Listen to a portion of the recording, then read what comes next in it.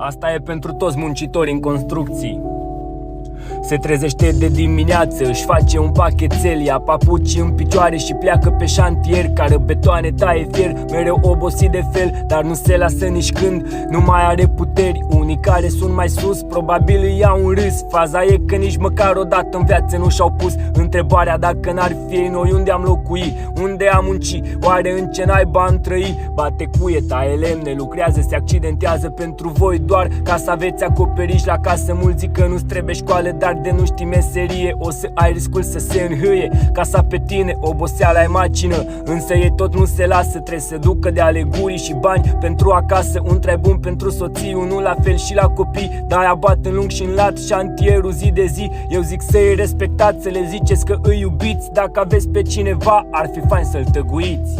Vă pup pe toți și vă respect.